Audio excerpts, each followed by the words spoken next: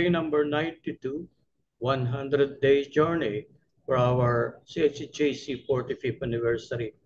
Our text for today will be on Isaiah 61 verse 10 from the King James Bible. I will greatly rejoice in the Lord.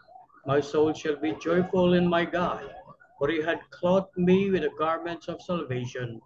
He had covered me with the robe of righteousness, as a bridegroom decked himself with ornaments, and as a bride adorneth herself with her jewels.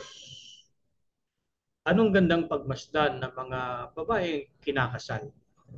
Magarang kasuotan, at maraming mga palamuting hiyas at mga pangunahing alahas na suot. Sa maputing kasuotan na sumisimbolo ng kalinisan, di hamak na dakila ang ipinahayag ng salita ng Diyos patungkol sa kaligtasang kanyang kaloob. Ang itinuturo ng talata ay ang dakilang kagalakan na dapat ibigay sa Panginoon, ang kaluluwang puno ng kagalakan sa Diyos. Sapagkat ang kaligtasang kanyang kaloob ay parang mga kasuotan at tinatakpan ng balabal ng katwiran. Tunay na napakahalaga natin sa harapan ng Diyos na banal.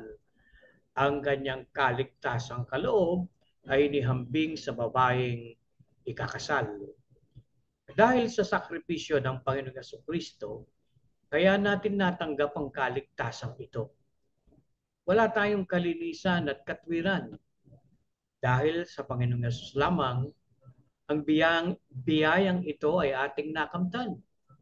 At nagkaroon tayo ng ganitong pagpapahalaga sa harapan ng Diyos na banal. Diba dapat natin siyang pasalamatan? Tayo manalangin.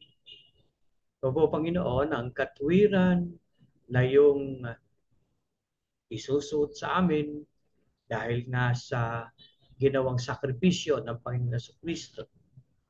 Ang katwiran na kanyang kaloob.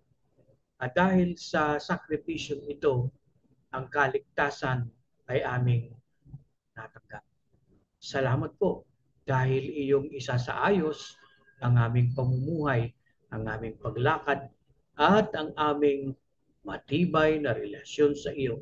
Magpupuri kami at magpapasalamat dahil sa iyong ginawa sa aming buhay.